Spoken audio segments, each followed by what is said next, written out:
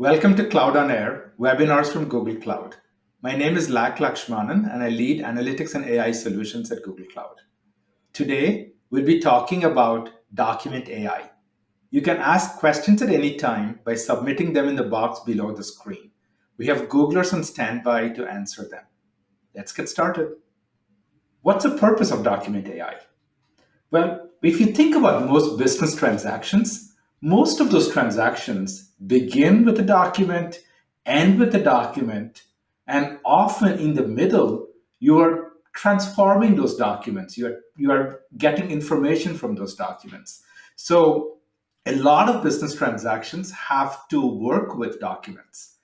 And when you think about all of your business processes, you are sitting on a document goldmine. And the documents could be email messages, PDF files, images, whatnot. And over time, the number of these documents that you have grows and grows and grows.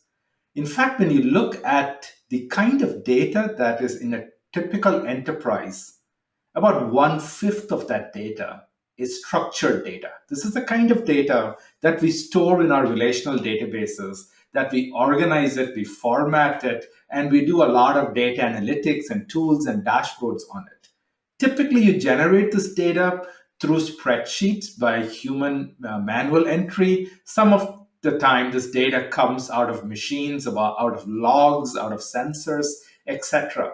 But what we have here is structured data. And this is like that old story of somebody who lost their keys at night, and they were searching for the keys and they decided to search under a lamppost. So why are you searching for the keys under the lamppost? Well, this is where the light is. That's not where you lost the keys, but that's where the light is. So that's often the case with enterprise data. We'll carry out all of our analysis on structured data because that's where the light is. That's where the databases are. However, 80% of enterprise data is unstructured. This is data that has no predefined format. It doesn't have any kind of data model. There is no organization. And the kinds of tools that you have to process this kind of data is very, very, very nascent. It's just coming along. And today we have machine learning algorithms that are capable of reading and understanding this data. So what kind of data are we talking about? We're talking about human-generated data like emails, like PDFs, like videos that people take. It could also be handwritten documents. It could be notes. It could be a variety of these kinds of things that are human-generated. But you might also have machine-generated data. This could be videos from security footage. It could be satellite imagery, things that are more formal in the sense of they're collected in a very specific way. So whether it's human-generated or machine-generated, there is a lot of unstructured data in an enterprise.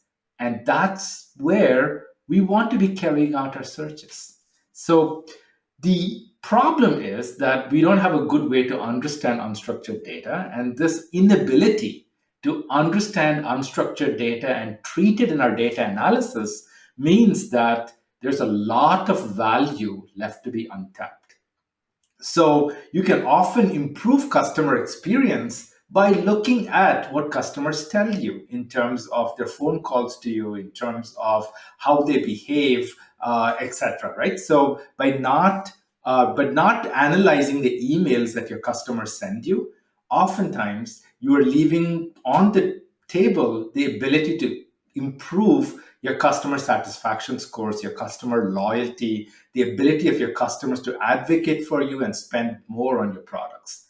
It also helps if you can understand unstructured data, because if you can look at videos of a factory floor, for example, you can often identify ways in which you can improve efficiency. And there's a lot of business processes that are driven through unstructured documents, things that are driven through forms and human manual entry that you can make more efficient, and you can reduce the processing times. And of course, whenever you do either the customer experience or improve operational efficiency, as you start processing documents, you start to get much better insights into what runs your business, both from the back end and from the front end.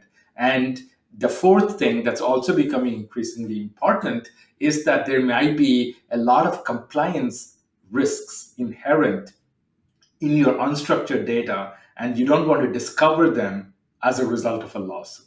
right? So you want to learn how to understand unstructured data because there's a tremendous value that is locked in your unstructured data. So the way we do that is with Document AI. So what is Document AI? Document AI is a way by which you can use machine learning to unlock insights from your documents. And fortunately, Document AI means that you have a higher level API to extract insights from your documents. You don't need to write the machine learning models yourself. You're able to use developer focused APIs, as I will show you in the hands on activity and my demo and in the lab, to go ahead and unlock insights.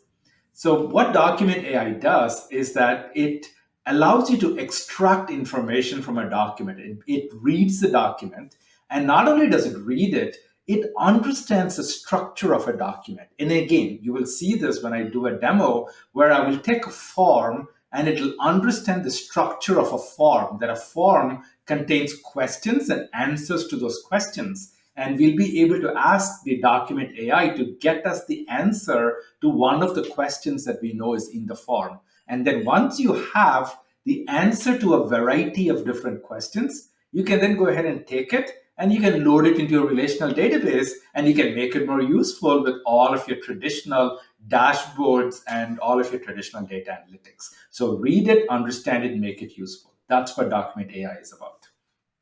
And once you do that, then you get the ability to improve operational efficiency, to improve customer experience, to get insights from your data. And you can use it then to solve a variety of different use cases across a variety of industries, whether it is to improve the operations and optimize operations in retail, or to get insights on different providers in healthcare, or to learn what your customers are about from financial services, or to basically improve asset services in media, or to do visual inspection in manufacturing. Document AI allows you to support a variety of different use cases because there are business processes in all of these industries that walk around based on unstructured data, particularly document data. Okay. As an example of what Document AI is able to do, look at this use case from DocuSign, where when they get an untagged document such as a W-9 form, which is a US tax form, they're able to extract text from that document, find all the bounding boxes for those tags, understand the fields, and then basically highlight it for the end customer, saying these are the parts of the form that you need to fill out. And this is the signature part of the form, and this is where you need to sign, right? So these are the kinds of things that you can do with Document AI. Read it, understand it, and use it to make decisions. So what does a typical use case of Document AI look like? Okay. So imagine that you're in a room with 100 documents. Again, the purpose of machine learning is not to do things on one document or one example, it's to process things at scale. So it's if you're going to do something with one document, you might be able to do it manually. But if you have 100 documents, 1,000 documents, 1,000,000 documents, now you need an automated mechanism to process all of these documents. And that's where Document AI comes in. So what Document AI does is that it approaches documents the way you and I would. First, it reads the document using optical character recognition. But it doesn't stop there. It doesn't just tell you these are the letters in the document or these are the words in the document. It actually understands this document. Basically, it knows the words, it knows what they mean, it knows what similar words are. And to do that, it builds on top of Google Cloud's AutoML natural language. Okay? So in terms of reading itself, you basically get great accuracy because of all of the work that we've done to improve our machine learning models to understand text and characters and images and things like handwriting and signatures, etc. Okay? So basically what you have is like support for about 200 languages, and even handwriting is understood about 50 languages, and it supports all kinds of different documents and images. So what you're seeing here is an example of a patent form and the text that has been extracted from that document. But then again, like, and what I'll be showing you is going to be a form parser. This allows you to basically understand spatial structures from the document. So it's not just that we have a bunch of numbers, we're able to say which cell corresponds to which heading. It's able to understand tabular layout. It's able to extract key value pairs so that you can say, here's a key, here's a question. What is the answer that the user provided for that key? Once you've read this, the second thing is to understand it. So sometimes, in the demo that I'm going to be showing you, what I'm going to get back is going to be a number, and because it's a number, we know exactly what it means. It's that number. What I'm going to try to do is extract the amount that somebody has filled in into a form. But imagine that this person has filled in free-form text. If you asked a question and you provided a text box, then you will get free-form text, and you might want to classify that text. You might want to find the sentiment of that text. In order to do that, you can now pass that text into Google Cloud's natural language API, and you can even train that natural language API based on other data sets. You can train a custom model and use those results in your form. And you can do this right as a you can do custom models, you can do an auto ML model, and it's you can do custom entity extraction, you can do custom sentiment analysis, and all of this is HIPAA compliant and privacy safe. So you see this use of document AI, reading and understanding across a variety of industries. So whether it is media industries like Nielsen and the Telegraph, or it's a travel industry like Expedia. So you basically see a lot of business processes where documents are very important. You're taking advantage of document AI. And with that, let's move on to the hands-on part. And what I'm going to show you is how to parse a campaign document form using Google Cloud's Document AI. And as I walk through the demo, don't be concerned if you're not able to keep up with me, because you will be able to just search for my blog post on this exact topic. So this is the title of the blog post: How to Parse Forms Using Google Cloud Document AI. So find the blog post and use that as your step-by-step directions to do exactly what I'm going to be doing in the demo. Let's go to the link bit.ly.docai-form. And this basically brings up a Jupyter notebook. And in here is a link to run an AI platform notebook. So I'll go ahead and open this link in a new tab. So this is now dropping me into Google Cloud Platform and asking me to deploy this notebook form parsing using Google Cloud Document AI into an AI platform notebook instance. I happen to have a notebook instance already running, so I'll go ahead and do that where I'm selecting an existing notebook instance. But if you don't, you can create a new notebook instance and install onto it. So let me go ahead and do that. I'll just deploy onto that. And at this point now, this notebook is being opened in my Jupyter instance. So I have a Jupyter VM running on the cloud, and this thing has now been opened. And so what I'm going to do here is to start to look at first a campaign document. So let me go ahead and get this campaign document that I'm going to process out of this web page. So I'll go ahead and do that. And at this point, you should see a Scott_Walker.pdf that just got downloaded. And let's go ahead. So there it is. There is a PDF document that got downloaded. Let's go ahead and clear all of the outputs so that we see something new each time. So that's the file, and we can display it using the iframe. And there we go. That is the document that we got. This was filed by a person named Scott Walker, who used to be the governor of the state of Wisconsin. And this is what his campaign filed about a variety of different things, including the amount of cash that they have on hand, which happens to be around $75,000. So let's assume that it is this information that we want to extract. I have hundreds of documents from a variety of different campaigns, and I want to go ahead and figure out how much money each of these campaigns has on hand. And so I'm going to go ahead and process documents that look like this. So what I'm going to be showing you in this demo is to be able to extract this number, 75,930 something, based on that's the cash that this particular campaign has on hand. And of course, that information is present in this PDF document. Now, this PDF document is just sitting somewhere in my local drive. The first thing that I need to do is that I need to load this into cloud storage. So I have a bucket, and you should replace it with a bucket that you own. So that's my bucket. And what I'm going to do is I'm going to copy this PDF file that I have into that bucket. So let me go ahead and copy it. And once I copy it, I should be able to do gsutil ls to make sure that it actually does exist in the bucket, and it does.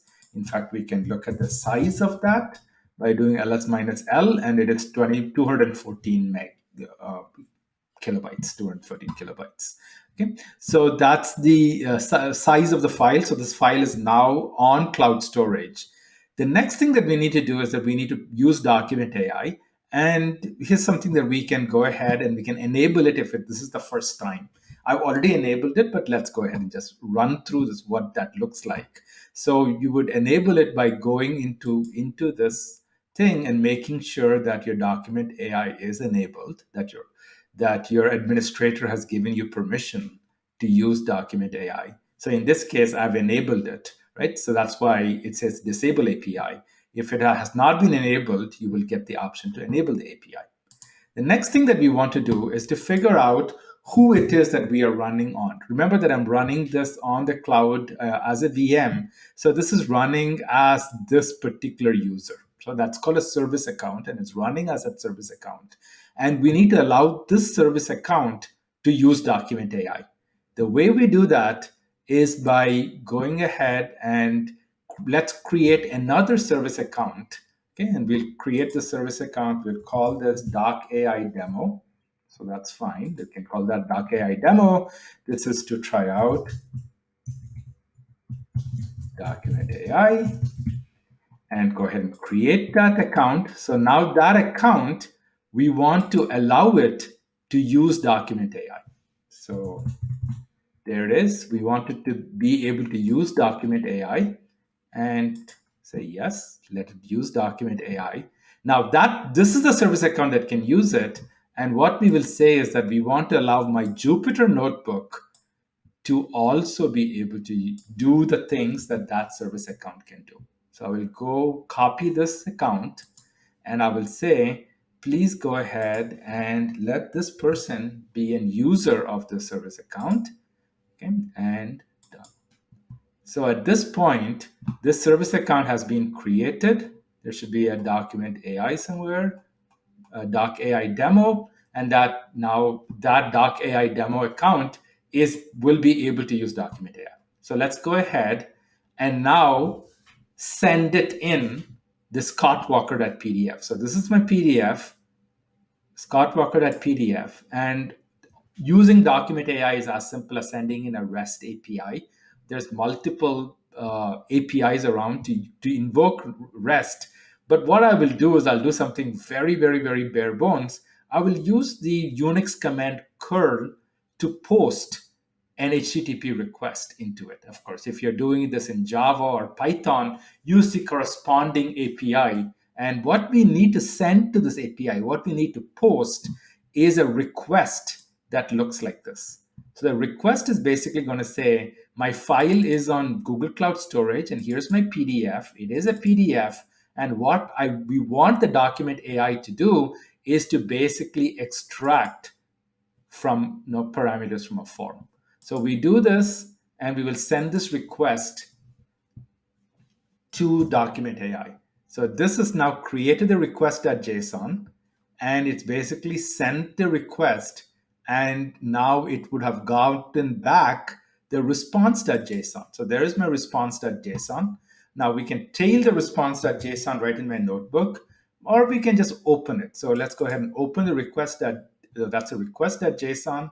This is the data that we sent.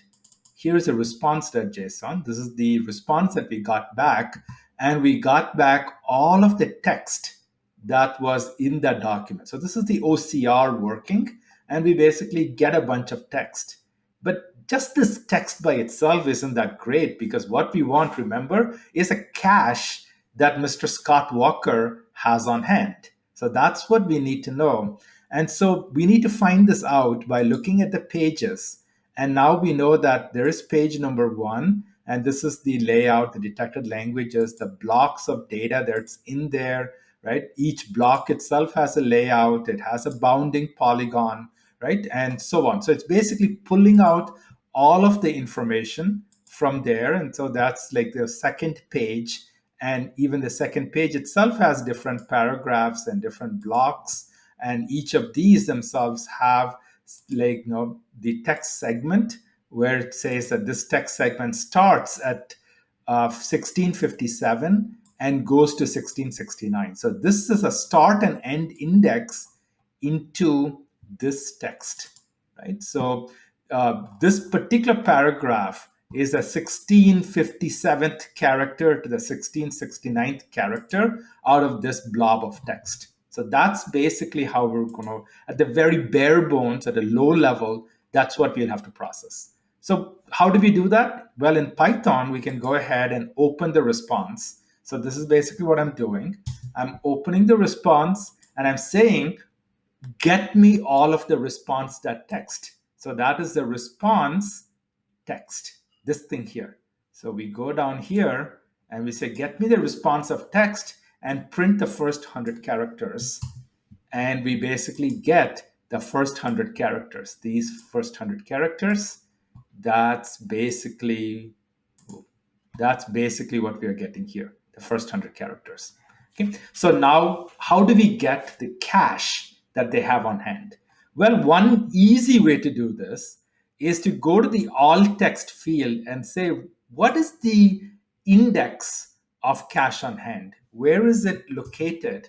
And we learned that it is located in character number 1719. So what we can do is that we can and we know that cache on hand is on page number 2. So we go to the response, we get the pages. 0 is page number 1, 1 is page number 2. And then we basically go get the blocks of text from there.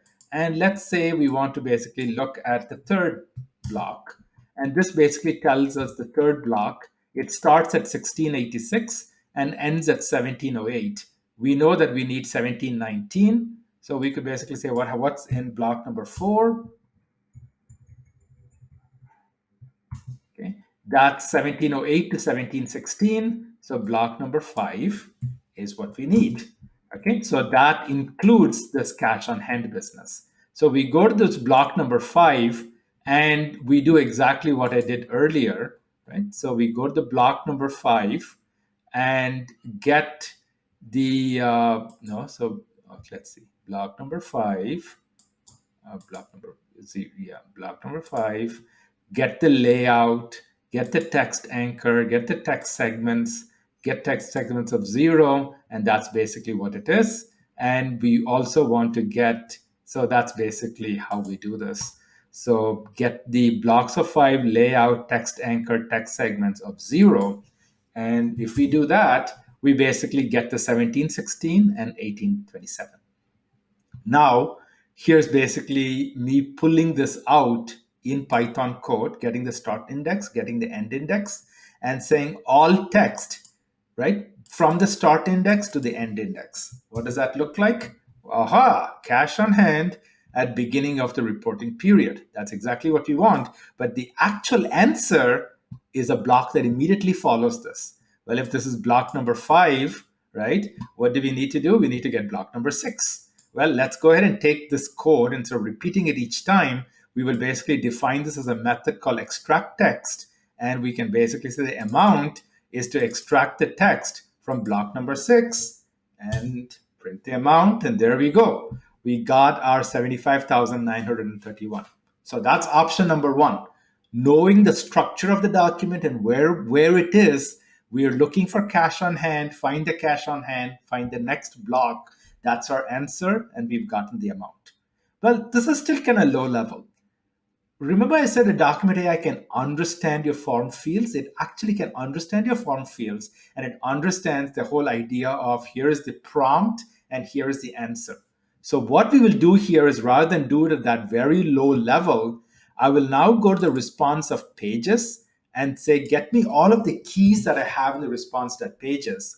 And it's not just that I have the blocks of text, right? Besides that, I have the page number, I have the paragraphs, I have the lines. I also have the form fields. And that's what I'm going to use. I'm going to basically say, hey, go to page number 1 and show me the form fields, right? So I can say, show me the first form field. Okay. The first form field is this guy. Okay. And show me the second form field. That's this guy. This is basically the field name. And that's so here's the field name, here's a field value. And remember that we already have a method to extract the text. So I'm just going to extract the text of the second field. That'll be the field name, and the second value, and that'll be the field value. And I'll say, here's a key, here's a value. Try that. The key is cash on hand, and the value is 75, 931, 36. And that's cool, right? We've now gone ahead, we've read this document, we pulled out a particular piece of data, and at this point, we can now insert this data into a relational table and go process the next document. So ultimately, even though we went through it by step, it is essentially just this line of code to pull out the data from a particular document. So read the document, parse it, extract the text, pull out the form value, write it in a database, and go on to the next one. And that's it. Enjoy. Thank you for tuning in. Please visit cloudonair.withgoogle.com for more hands-on learning, training, and demos from Google Cloud experts. See you next time.